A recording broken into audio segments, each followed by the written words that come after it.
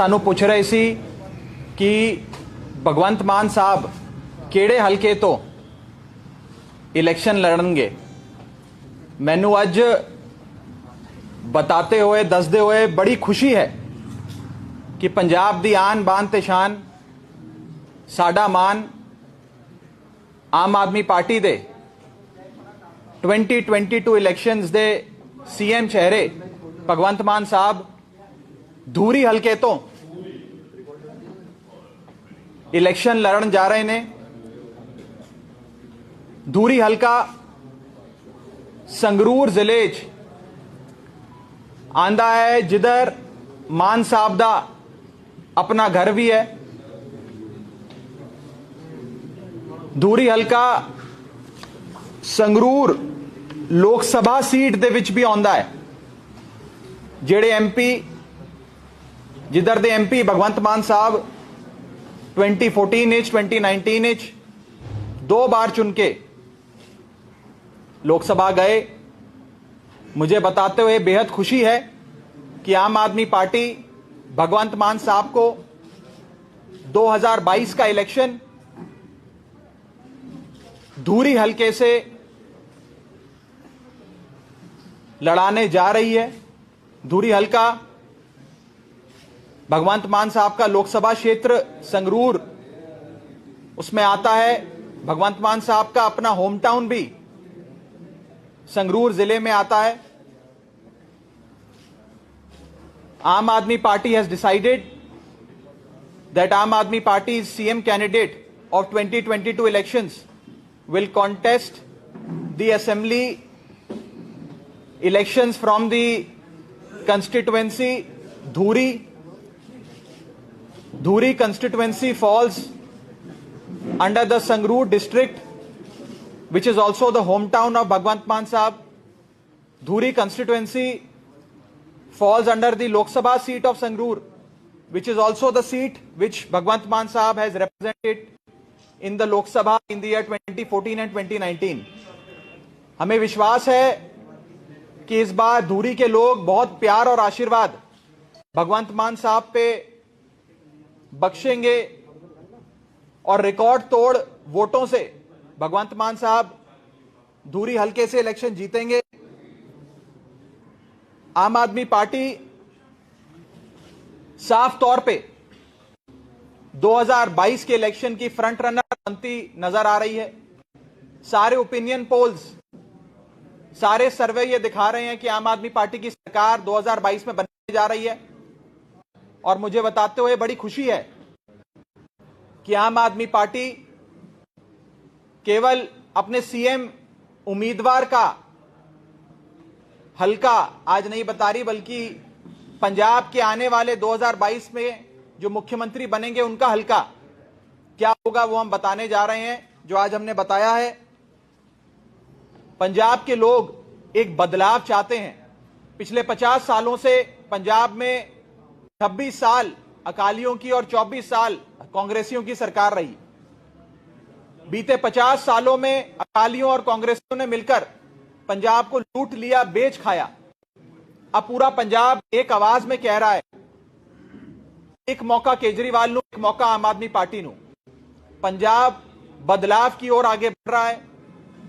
अरविंद केजरीवाल जी की पार्टी, अरविंद केजरीवाल जी का model of governance को पंजाब के लोग एक मौका देना चाहते हैं। भगवंत मान साहब को एक मौका देना चाहते हैं।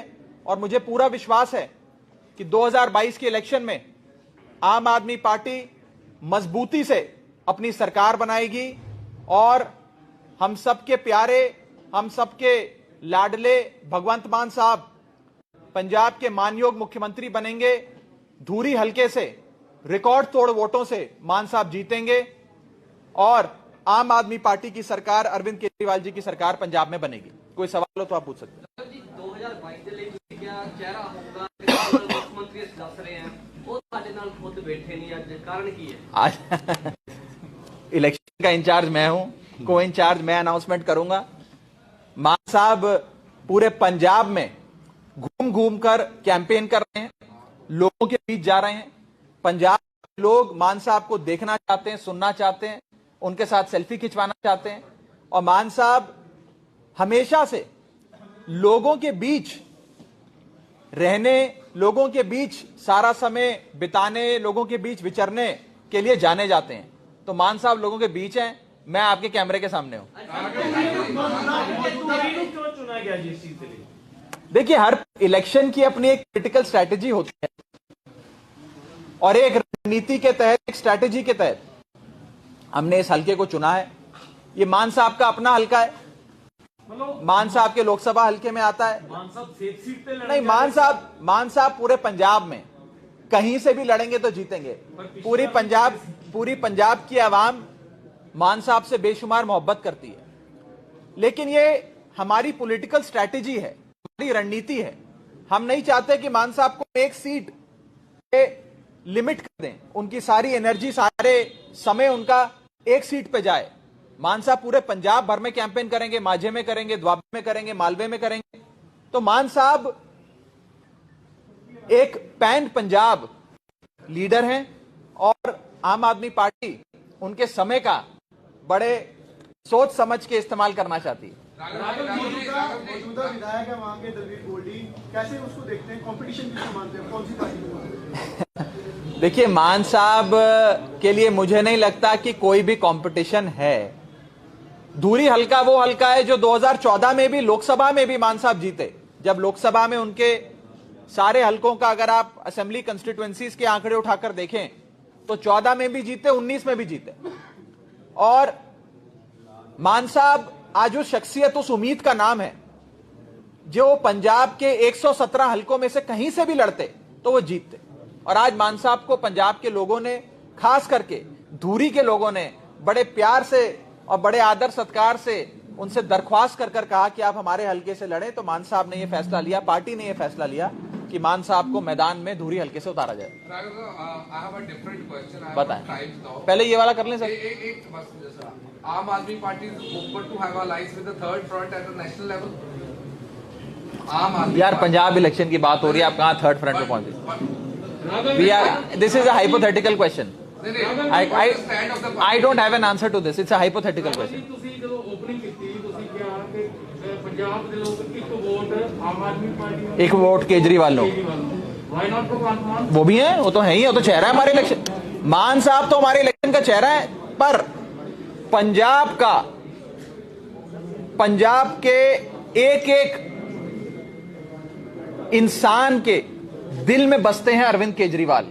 पंजाब के लोग अरविंद केजरीवाल से बेशुमार मोहब्बत करते हैं।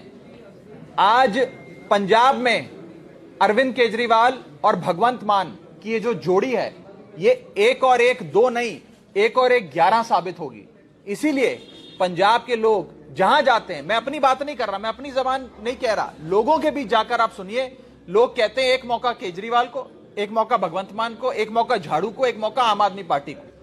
और 2015 से 2021 तक 6 साल आम आदमी पार्टी ने जो एक Kejriwal model of governance Delhi में दिखाया है, जिसके बारे में पंजाब के लोग जानते हैं, आज उस मॉडल को लोग देखना चाहते हैं, समझना चाहते हैं, परखना चाहते हैं। इसीलिए मैं कहता हूं, पंजाब के लोग कह रहे हैं एक मौका केजरीवाल को, एक मौका झाड़ू को, एक मौका आम आदमी पार्टी। ਚਰਨਜੀਤ ਚੰਨੀ ਨੂੰ ਮੁੱਖ ਮੰਤਰੀ ਦਾ ਚਿਹਰਾ ਐਲਾਨ ਕੀਤਾ ਜਾਵੇ। ਬ੍ਰਹਮ ਮਹਿੰਦਰਾ ਨੇ ਓਪਨ ਲੈਟਰ ਲਿਖਿਆ ਹੈਗਾ ਹਾਈ ਕਮਾਂਡ। चार मंत्री और मैं क्या कह सकता हूं इसमें? राघव जी, मुझे लगता है कि ਰਾਘਵ ਜੀ ਤੁਸੀਂ ਕਹਿ ਰਹੇ ਹੋ ਕਿ ਪੰਜਾਬ ਦੇ ਵਿੱਚ ਕੇਜਰੀਵਾਲ ਸਾਹਿਬ ਨੂੰ ਲੋਕ ਬਹੁਤ ਪਸੰਦ ਕਰ ਰਹੇ ਨੇ, ਪਰ ਸ਼ਾਇਦ ਤੁਹਾਨੂੰ ਇਹ ਨਹੀਂ ਪਤਾ ਲੱਗ ਰਿਹਾ ਕਿ ਪ੍ਰੋਫੈਸਰ ਭੁੱਲਰ ਦੀ ਰਿਹਾਈ ਨੂੰ ਰੱਦ ਕਰਨ ਤੇ ਜਿਹੜੇ ਪੰਜਾਬ ਦੇ ਲੋਕ ਨੇ ਬਹੁਤ ਦੁਖੀ ਨੇ। ਲੋਕ उस पर अलग से आपसे बात करेंगे, जवाब देंगे उस पर, अभी देंगे। हाँ, मैं बता रहा हूं दो चीजें बता रहा हूं।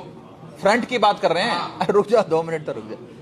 एक तो ये मेरा मानना है, आज के समय मुझे लगता है कि 2022 के पंजाब इलेक्शन में सिर्फ एक ही पार्टी है जो अपने सीएम चेहरे, सीएम कैंडिडेट की अनाउंसमेंट करके ये इलेक्शन लड़ेगी। ना अकाली दल कर रहा है, कांग्रेस तो किसी हालत में नहीं कर सकती, आपस में लड़ाइयां चल रही हैं कांग्रेस पार्टी में, बीजेपी और कैप्टन दौड़ में ही नहीं है, वो भी नहीं कर रहे। यहां तक कि एसएसएम भी ऑफिशियल अनाउंसमेंट, औपचारिक घोषणा सीएम चेहरे की नहीं करने जा रहे।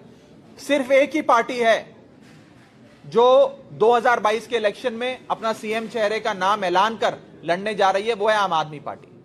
जहां तक और सवालों की बात है, नेशनल फ्रंट 24 में इलेक्शन है, आज 22 में पंजाब का इलेक्शन, पहले आम आदमी पार्टी को जीतने दीजिए, उसके बाद मैं 24 के जवाब दूंगा। मैं आज कैसे जवाब दे दूंगा 24?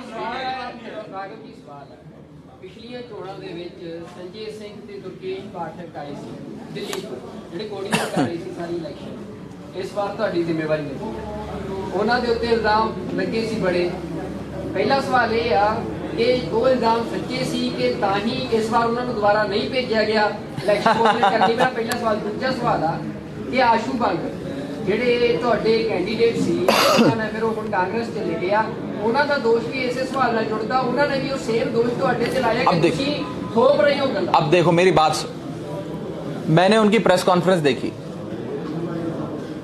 वो उस प्रेस कॉन्फ्रेंस में कह रहे थे कि मैं पार्टी इसलिए छोड़ रहा हूं क्योंकि पार्टी मुझ पे दबाव बना रही है कि होर्डिंग लगाओ, पोस्टर लगाओ, और मेरा नाम लेकर उन्होंने बात कही। मेरी आखिरी बार बंगर साहब से बात जुलाई में हुई थी, और जब उनको कैंडिडेट बनाया था तो एक दिन मैंने उन्हें फोन किया था। जुलाई से लेकर आज तक मेरी उनसे बात नहीं हुई।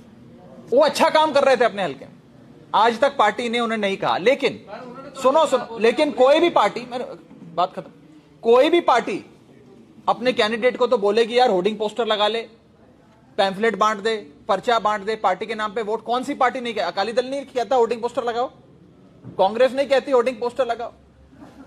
सवाल यह है कि क्या आम आदमी पार्टी को कमजोर करने के लिए एक बहुत बड़ा षड्यंत्र रचा जा रहा है कि नहीं जा रहा? मुझे लगता है, यह मेरा मानना है कि ये सारी पार्टियां जिनकी करप्शन की दुकानें बंद हो जाएंगी अगर पंजाब में आम आदमी पार्टी की, अरविंद केजरीवाल की, भगवंत मान की सरकार बनती है। ये पार्टियां षड्यंत्र रचती हैं।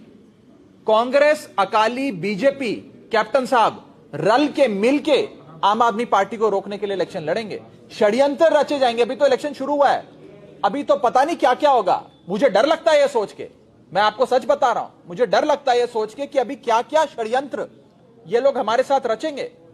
पिछली बार नरेश गुजराल साहब, शिरोमणि अकाली दल के राज्यसभा एमपी, ने मीडिया के सामने कहा था कि बीजेपी ने वोट ट्रांसफर कराए कांग्रेस को ताकि कांग्रेस की सरकार बन जाए। केजरीवाल को रोक लो पंजाब में आने से, आम आदमी पार्टी को रोक लो। क्लिनिकल प्रिसेप्शन से आम आदमी पार्टी और बीजेपी का वोट निकालकर कांग्रेस की झोली में डाला था पिछले 2017 के चुनाव में। आप जानते, मैं जानता हूं। तो आम आदमी पार्टी को रोकने के लिए बहुत सारी चीजें करी जाएंगी। अब कुछ बता रहे हैं लोग कि जो साथी हमें छोड़ के गए, शायद उनका कोई मोगा में हॉस्पिटल है, वहां पर अबॉर्शन रेट बहुत ज्यादा था, वहां पे कुछ मेडिक्लेम से रिलेटेड कुछ इरेगुलरिटीज थी, उसके चलते दबाव में उन्हें वहां से हटाया गया है। ये तो साफ बाजार में ये बात है। कहने का मतलब यह है कि षड्यंत्र रचे जाएंगे, हम सबको सावधान रहना, आपको भी मुझको भी। सीएम चन्नी ने कहा है, उन्होंने कहा सीएम चन्नी ने कि जेड़ा उन्होंने उत्ते ईडी दी रेट पई आ, आम आदमी पार्टी ਦਾ ਸਟੈਂਡ ਆ ਕਿ ਉਹ ਸਪੋਰਟ ਕਰ ਰਹੀ ਹੈ ਈਡੀ ਦੀ ਰੇਟ ਤੇ। ਉਹ ਕਹਿੰਦੇ ਜਦੋਂ ਇਹਨਾਂ ਤੇ ਪੈਂਦੀ ਆ ਉਦੋਂ ਜਦੋਂ ਸਾਡੇ ਘਰ ਲੱਗੇ ਤਾਂ ਹੱਕ, ਜਦੋਂ ਦੂਜੇ ਦੇ ਲੱਗੇ ਤਾਂ ਉਹ ਮਤਲਬ ਉੱਤੇ ਭੰਗੜੇ। अच्छा सवाल है, ਤੁਹਾਡੇ ਤੇ अच्छा सवाल आ कि पॉलिटिकल वेंडेटा ਤੁਸੀਂ ਸਮਝਦੇ? अच्छा सवाल। क्वेश्चन पूरा होने दो कि आम आदमी पार्टी मानती है कि मोदी सरकार पॉलिटिकल वेंडेटा करती है या नहीं करती? अच्छा सवाल, पार्टी का की मैं दस रहा, बहुत अच्छा सवाल है। फर्ज करिए, मान लीजिए कि चन्नी साहब पे इन्फोर्समेंट डायरेक्टरेट की रेड हुई, वो पॉलिटिकल है, सियासी है, सियासी कारणों से रेड हुई, मान लेते हैं, फर्ज करते हैं। और अरविंद केजरीवाल जी पर भी जब रेड हुई थी उनके दफ्तर में, उनके घर पे, वो भी सियासी कारणों से हुई, पॉलिटिकल रेड थी। ये दोनों रेडें, केजरीवाल साहब की भी रेड पॉलिटिकल थी, चन्नी साहब पर जो रेड हुई ये भी पॉलिटिकल है, दोनों मोदी ने करवाई। ठीक है, यहां तक तो चन्नी साहब भी मान रहे, मैं भी मान रहा हूं। केजरीवाल साहब के घर पे रेड होती है तो 10 मफलर मिलते हैं, उससे ज्यादा कुछ नहीं मिलता। चन्नी साहब के घर पे रेड होती है तो 10 करोड़ रुपए मिलते हैं, 56 करोड़ की एंट्रियां मिलती हैं, 21 लाख का सोना मिलता है, करोड़ों रुपए की लैंड क्रूजर, मर्सिडीज, महंगी गाड़ियों के कागजात मिलते हैं, करोड़ों रुपए की प्रॉपर्टी के कागजात मिलते हैं। अब मेरा सवाल यह है कि ये 10 करोड़ रुपए केजरीवाल या राघव चड्ढा ने तो जाकर चन्नी साहब के रिश्तेदार के घर पे रखी नहीं। मैं तो 56 करोड़ की बैंक एंट्रियां लेकर नहीं गया कि चन्नी साहब रख लो अपने घर पे, ईडी वाले आ रहे हैं, मेरे को फंसाना है आपको। तो ये कहां से आया? और कहा जाता है, बताया जा रहा है, आप सब में से ही बहुत लोगों ने मुझे बताया कि आज से 4 महीने पहले तक चन्नी साहब के भतीजे के पास यह दौलत नहीं थी। सिर्फ 111 दिन जब चन्नी साहब सीएम रहे, एक भतीजे के पास अगर 10 करोड़ और 56 करोड़ की एंट्रियां आ गई तो सोचो बाकी भतीजों और रिश्तेदारों के पास क्या क्या आया होगा, और सोचो कि चन्नी साहब के पास क्या क्या आया होगा, और सोचो कि 111 दिन की बजाय अगर चन्नी साहब 5 साल मुख्यमंत्री रह जाते तो क्या क्या कमा लेते, कितना लूट लेते पंजाब को। चन्नी साहब ने बादलों को और कैप्टन साहब को सबको पीछे छोड़ दिया, बड़ी लंबी लकीर खींची, कमाल कर दिया है, इतना पैसा कमाया। उसका जवाब अलग से अभी देंगे, अभी थोड़ी देर में। 130 करोड़ रुपए करतार सिंह जी को मिले, जेड़े गिलास तो कहां मिला? कोई नहीं मिला ना, कुछ नहीं मिला, नहीं मिला। ये कहां मिला? आप पंचनामा दिखाओ। सीधे तौर पे कांग्रेस फोटो दिखा रही है, कोई ऐसे दिखा रही है, कोई फर्जी कुछ भी चला देती है कांग्रेस। कहां मिला, क्या मिला? कुछ भी चला रहे। और मैं साफ आपको बता दूं, कांग्रेस पार्टी आज एक्सपोज हो गई है। चन्नी साहब कहते थे मैं आम आदमी हूं, गरीब घर से आता हूं, ये लोग मुझ पे हमले करते हैं क्योंकि मैं गरीब हूं। आज चन्नी साहब की गरीबी पंजाब के लोगों के सामने आ गई। 10 करोड़ रुपए, 56 करोड़ की बैंक एंट्रियां, 21 लाख का सोना, करोड़ों रुपए की गाड़ियां, प्रॉपर्टीज, फार्म हाउसेस के कागजात पकड़े जा रहे हैं। और चन्नी साहब कहते हैं मैं गरीब आदमी हूं। परमात्मा ऐसा गरीब सबको बनाए, फिर आप भी ऐसे गरीब बनो, हम भी ऐसे गरीब बने। राघव जी आज फोटो दिखाई उन्होंने 130 करोड़ रुपए ਤੁਹਾਡੇ करतार सिंह एमएलए ਦੇ ਘਰੋਂ ਮਿਲਿਆ। ये सब फेक है, कंप्लीट फेक है। आप आईटी सोर्सेज में चेक करिए, रेड हुई थी, को मिला कुछ नहीं। ਰਾਘਵ ਜੀ ਇੱਕ ਦੱਸੋ, ਤੁਸੀਂ ਹੁਣੇ ਇੱਕ ਗੱਲ ਕਹੀ ਹੈ ਕਿ ਪਿਛਲੀ ਵਾਰ ਸ਼ਡਿਅੰਤਰ ਕਰਕੇ ਭਾਰਤੀ ਜਨਤਾ ਪਾਰਟੀ ਨੇ ਵੋਟ ਟ੍ਰਾਂਸਫਰ ਕਰਤੀ ਤੇ ਕਾਂਗਰਸ ਨੂੰ ਜਿਤਾਤਾ। ਤੁਸੀਂ ਕਹਿ ਰਹੇ ਹੋ ਕਿ ਐਤਕੀ ਵੀ ਸ਼ਡਿਅੰਤਰ ਚੱਲ ਰਹੇ ਨੇ, ਫਿਰ ਇਹ ਸ਼ਡਿਅੰਤਰ ਤੋਂ ਤੁਸੀਂ ਬਚੋਗੇ ਕਿਵੇਂ? हम अपनी पूरी कोशिश करेंगे ईमानदारी से, आप कह रहे हो ना सरकार आ रही है आपकी, पूरी कोशिश करेंगे ईमानदारी से। और मेरा यह विश्वास है कि पंजाब के लोग इस बार आगाह हैं, अवेयर हैं, समझ गए हैं कि पिछली बार षड्यंत्र में सिर्फ आम आदमी पार्टी नहीं फंसी थी, इस चक्रव्यूह में पंजाब के लोग भी फंसे थे। इस बार पंजाब के लोग भी समझ गए हैं, जानते हैं कि ये लोग हमें रोकने के लिए किसी भी हद तक जाएंगे। लोग इस बार आम आदमी पार्टी की, अपनी और पंजाब की रक्षा करेंगे, सुरक्षा करेंगे। ਜਿਹੜੇ ਮੈਡਮ ਰਵਿੰਦਰ ਰੂਬੀ ਆ, ਉਹਨਾਂ ਨੇ ਸਭ ਤੋਂ ਪਹਿਲਾਂ ਝੰਡਾ ਚੱਕਿਆ ਸੀ ਭਗਵੰਤ ਮਾਨ ਨੂੰ ਸੀਐਮ ਦਾ ਚਿਹਰਾ ਅਨਾਉਂਸ ਕਰੋ, ਤਾਂ ਉਹ ਪਾਰਟੀ ਛੱਡ ਗਏ। ਕੀ ਹੁਣ ਤੁਸੀਂ ਸੀਐਮ ਦਾ ਉਹਨਾਂ ਨੂੰ ਚਿਹਰਾ ਅਨਾਉਂਸ ਕਰ ਦਿੱਤਾ, ਕੀ ਹੁਣ ਤੁਸੀਂ ਉਹੇ ਜਿਹੇ ਲੋਕਾਂ ਨੂੰ ਵਾਪਸ ਲਿਆਉਣ ਦੀ ਕੋਸ਼ਿਸ਼ ਕਰੋਗੇ? भाई साहब, आप भी जानते हैं, मैं भी जानता हूं कि वो पार्टी इसलिए छोड़ के गई थी क्योंकि पार्टी ने उनकी टिकट काट दी थी। अब छोड़ते जब कोई व्यक्ति जाता है तब उस समय कोई भी रीजन उनके मन में आता है, वो मीडिया पे बोल देते हैं। मान साहब को अनाउंस पार्टी कब करेगी, कैसे करेगी, किस जगह करेगी, क्या तरीका अपनाएगी, ये तो हमारी पार्टी का अपना एक स्ट्रेटजी, हमारा अधिकार है, हमारा हक है, हमारा राइट है, तो हमने किया। ਬਾਹਰ ਮੁਰਦਾਬਾਦ ਹੋ ਰਹੀ ਆ ਬੰਦੀ ਸਿੰਘਾਂ ਦੀ ਰਿਹਾਈ ਨੂੰ ਲੈ ਕੇ, ਪ੍ਰੋਫੈਸਰ ਦਵਿੰਦਰਪਾਲ ਸਿੰਘ ਭੁੱਲਰ ਨੂੰ ਲੈ ਕੇ ਬਾਹਰ ਕੇਜਰੀਵਾਲ ਮੁਰਦਾਬਾਦ ਦੇ ਨਾਰੇ ਲੱਗ ਰਹੇ ਨੇ। ਭਗਵੰਤ ਮਾਨ ਆਮ ਆਦਮੀ पार्टी इस पर